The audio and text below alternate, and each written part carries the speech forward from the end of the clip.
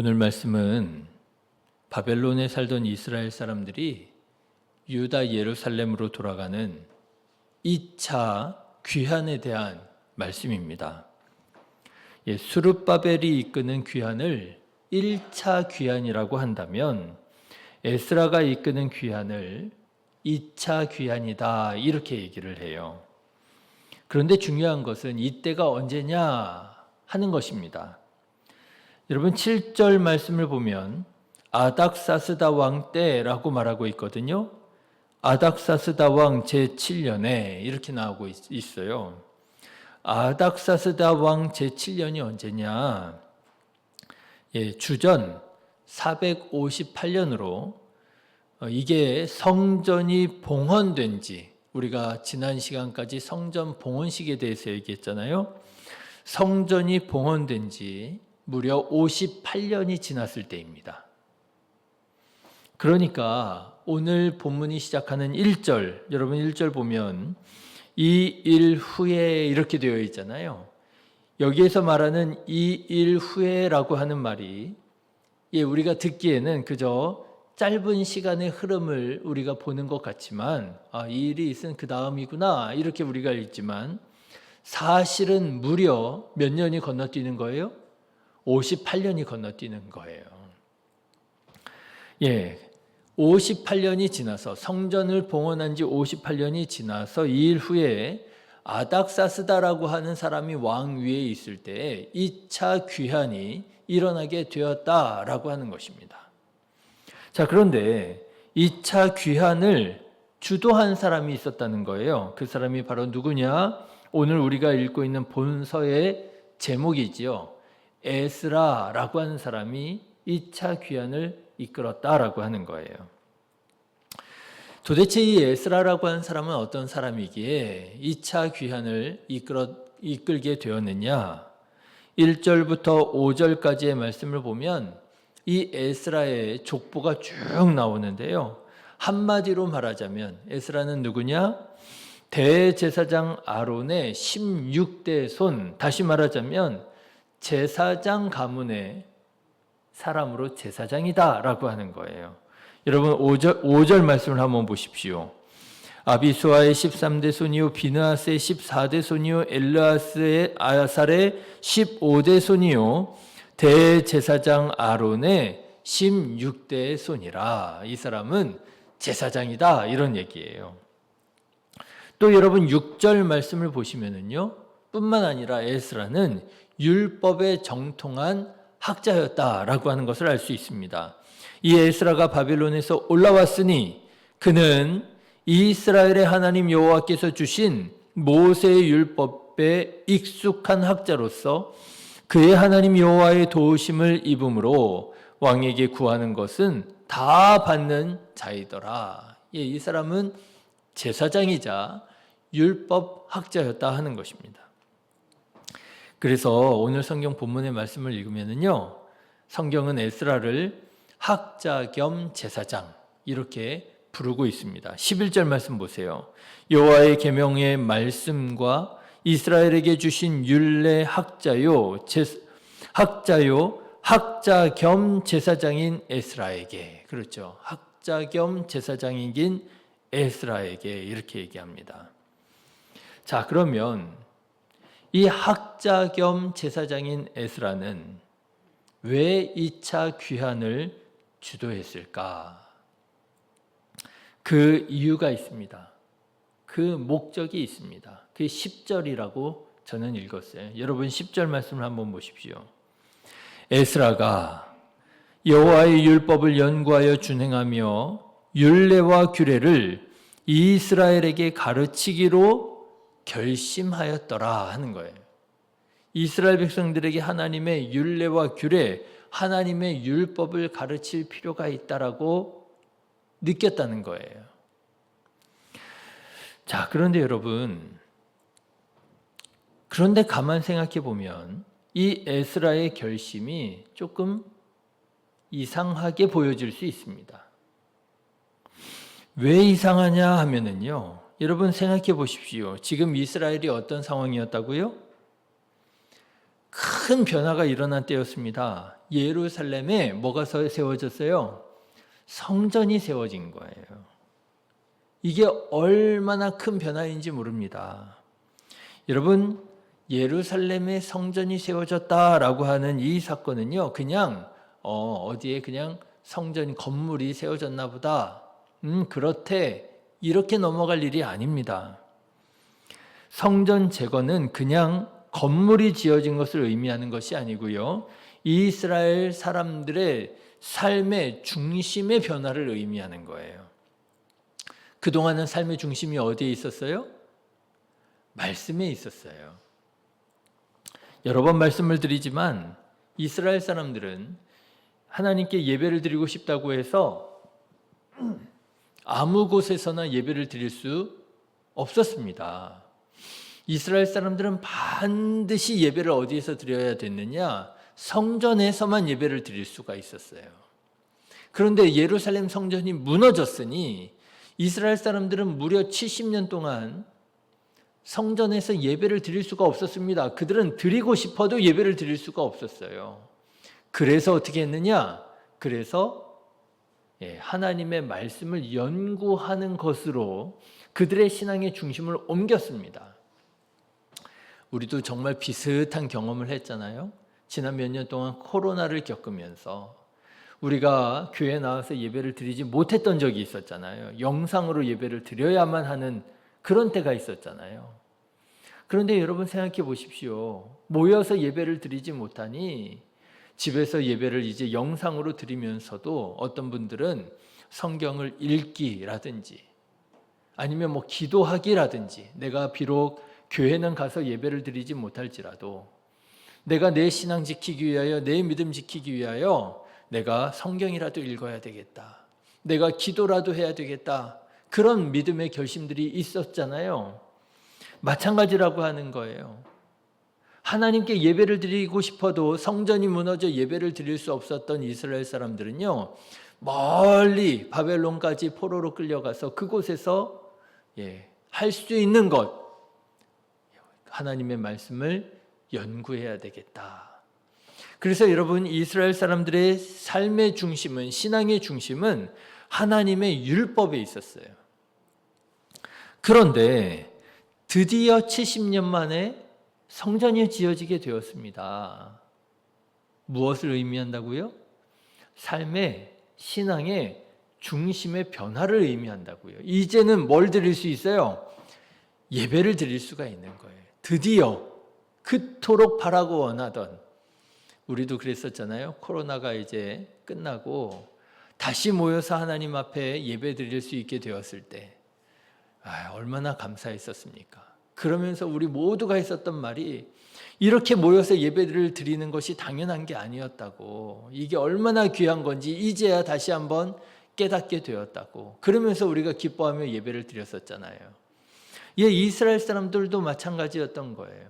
당연한 줄로만 알았던 예배 70년 동안 못 드리다가 드디어 다시 하나님 앞에 모여서 예배를 드리게 되었을 때, 성전을 짓고 다시 하나님께 제사를 드리게 되었을 때 그들이 얼마나 기뻐했겠어요. 네, 이제 다시 신앙의 중심이, 삶의 중심이 예배로, 성전으로 옮겨지게 되었습니다. 그렇게 삶의 중심이 변화된 지, 신앙의 중심이 옮겨간 지 얼마가 되었다고요? 58년이 지났다는 거예요. 적지 않은 세월이 지났습니다. 자, 그런데 이렇게 신앙의 중심이 율법에서 제사로, 말씀에서 예배로 옮겨간 지 60년이란 세월이 지났는데 에스라가 어떤 결심을 했다는 거예요? 하나님의 말씀을 가르칠 필요를 느꼈다는 거예요. 그러니 이상한 것이지요. 아니, 이제 와서 왜 또다시 말씀이냐라고 하는 거예요. 성전이 있는데, 지금 예배를 드릴 수 있는데 왜 또다시 성전이 없는 사람처럼, 성전이 없을 때처럼 다시 하나님의 말씀을 가르쳐야 되겠느냐, 이런 말이, 이런 생각이 할 수 있는 것이죠. 왜냐하면요, 그 이유가 있었습니다. 당시 이스라엘 사람들의 신앙이 제사를 온전히 드리는 것도 아니고 그렇다고 하나님의 말씀을 온전히 지키는 것도 아닌 이도 저도 아닌 신앙이 되어버렸기 때문이라는 거예요. 당시 이스라엘의 영적 상황이 9장이 기록되어 있습니다. 여러분 9장 2절 잠깐 한번 보실래요? 에스라 9장 2절 말씀을 보면은요. 같이 읽어보겠습니다. 시작. 그들의 딸을 맞이하여 아내와 며느리로 삼아 거룩한 자손이 그 지방 사람들과 서로 섞이게 하는데 방백들과 고관들이 이 죄에 더욱 으뜸이 되었다 하는지라. 이방 원주민들과 아무런 거리낌 없이 통혼하고, 다시 말하자면 이게 무슨 의미냐면요, 이방 신들과 겸하여 하나님을 섬겼다라고 하는 말이에요. 여러분 생각해 보십시오. 이 얼마나 안타까운 일입니까? 70년 동안 예배를 못 드리다가 70년 만에 예배를 드리게 되었어요. 그러면 여러분 당연히 어떻게 되어야 돼요? 신앙이 좋아지고요. 더욱더 은혜가 넘치고요. 감동하고요. 감격하고요. 정말 그들이 하나님의 백성으로 거듭났어야 됐잖아요. 여러분 하나님의 말씀 열심히 연구하다가 이제 하나님께 온전히 예배드리게 되었으면 말씀과 예배를 가지고 더욱 거룩한 하나님의 백성으로 새로워졌어야 됐잖아요. 그렇게 되기를 기대하잖아요. 그런데 그들의 삶은 오히려 이전보다 더 경건하지 못했더라는 거예요. 거룩하지 못했더라고 하는 거예요. 거룩해지기는커녕 이방인들과 통혼하고 이방신들과 하나님을 겸하여 섬기는 영적인 타락을 맞이하게 되었더라고 하는 거예요. 여러분 이게 불가능한 일이지요. 있을 수 없는 일이지요. 있어서는 안 되는 일이지요. 그런데 어떻게 이런 일이 일어나게 되었느냐? 정말 안타까운 것이지요.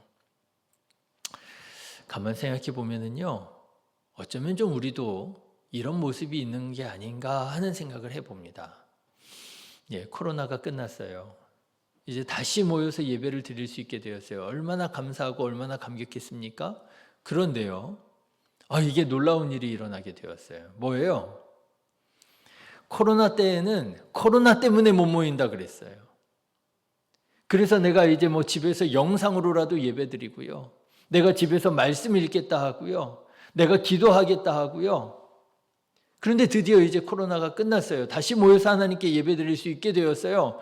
꿈에도 바라던, 마음에 그토록 원하던 주님의 교회에 모여서 성도들과 함께 예배를 드릴 수 있게 되었어요. 얼마나 기뻤습니까? 얼마나 감사했었습니까? 그런데요, 모일 수 있게 되었는데, 예배 드릴 수 있게 되었는데 어쩐지 신앙이 예전 같지 않은 거예요. 그렇죠? 어쩐지 신앙이 예전 같지 않은 거예요.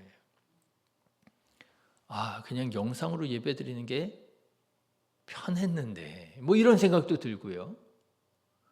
교회 가서 성도들과 함께 신앙생활하고 예배 드리고 하다 보니 성도들과의 관계 속에서 이렇게 저렇게 좀 어려운 문제들이 일어날 수 있지 않겠습니까?